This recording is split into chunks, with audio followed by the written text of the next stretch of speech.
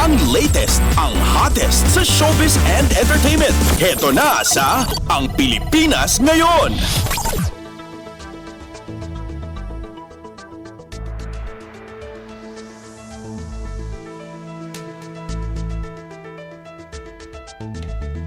Hello!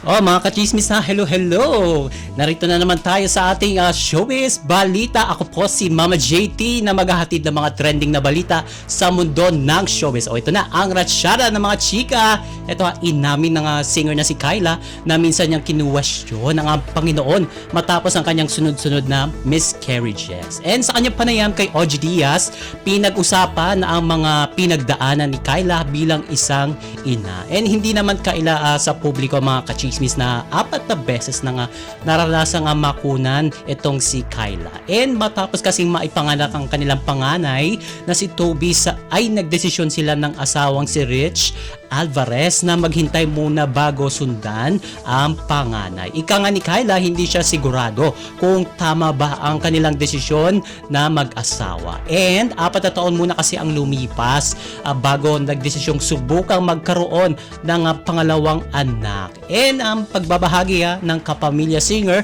2 beses na siyang nakunan or nagkaroon ng miscarriage. Ang sabi nga dyan ni Kyla, nagsimula yung taon na nakunan siya and natapos yung taon na nakunan din ng singer. And ayon pa sa kanya, malaking factor rin ang pandemic dahil matapos ang 2 niyang miscarriage ay nagpa-therapy siya, ngunit nang mangyari ang pandemic ay nagkaroon na siya ng takot na lumabas dahil sa virus na nagkataon ring naglaps na ang kanyang treatment. And akala daw kasi ni Kyla na magiging okay na ang recent niyang pagbubuntis, ngunit sa kasamaang palad ay hindi pa rin ito nabuo. And dagdag pa niya gustong-gusto nilang sundan ang kanilang panganay na si Toby na wish nila ay lalaki din. And kinwestiyon rin ni Kyla ang ating Diyos sa mga nangyayari sa tuwing nagkakaroon siya ng miscarriage. Kwento niya, mahirap daw kasi yung feeling na mawawalan ng something that you've prayed for and hoped for and you wanted, tapos bigla na lang kinuha sa kanila. Ngunit na-realize rin niya na baka may ibang plano ang Panginoon para sa kanilang pamilya. And yun lang daw kasi ang nagbibigay ng peace of mind sa kanya na hindi sila ilalagay ng Panginoon sa posisyon na ikakasama nila. And sa kabila ng mga pinagdaanan ay nais pa rin ni Kyla na mabigyan pa ng kapatid itong si Toby. And samantala, nagsampa ng kaso ang kapisanan ng social media broadcasters ng Pilipinas Inc. o KSM-BPI laban sa Viva Max artist Angelique Kang. Isinampa ng grupo ng mga social media broadcaster sa Pasay City Prosecutor's Office upang sampahan ng kaso ang dalaga ng 6 counts of criminal charges dahil sa paglabag nito sa Article 201 ng Revised Penal Code kaugnay ng Cybercrime Prevention Act of 2012.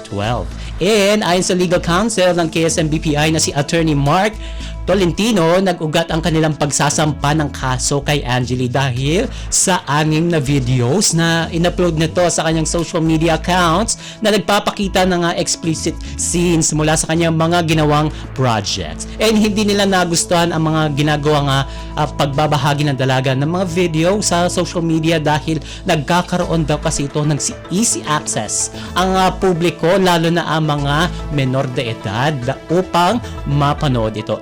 And bukod kay Angeline, nanganganib ring makasuhan ang 3 pa niyang kasama na sina AJ Raval, Ayana Misola at Azzy Acosta dahil sa pagbabahagi nito ng malalaswang video ng kanilang social media accounts. And nagbabala din si Attorney Tolentino na ang KSM-BPI daw ang magsisilbing watchdog of the cyberspace of the Philippines. And hindi naman ito ang unang pagkakataon na nagsampa ng kaso ang KSM-BPI sa mga kilalang personalidad dahil kamakailan lamang ay naghahain rin sila ng reklamo laban sa magpartner na sina Vice Ganda at Ayon Perez, pati na rin si Tony Fowler. And ito pa mga kachismis, going strong pa rin ang relasyon ni na Julia Barreto at Gerald Anderson. Ito ay dahil mahigit 2 taon na rin sila magjowa ang dalawa, at kaya naman ay maraming nagsasabi na tila mababasag ang trip na mga netizens na nagsasabing maghihiwalay din sina Gerald at Julia. And ika nga ng PBB Teen Edition Big Winner,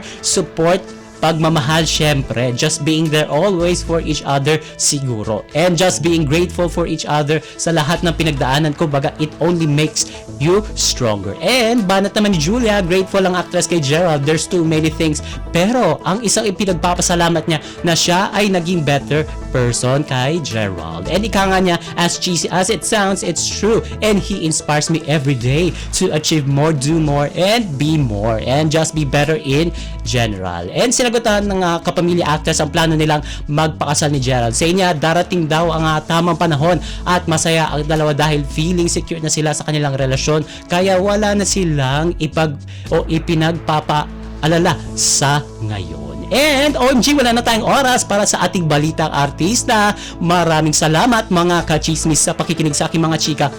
For today, ako po si Mama JT para sa Radyo Pilipinas World Service. Ang latest, ang hottest sa showbiz and entertainment. Heto na sa Ang Pilipinas Ngayon.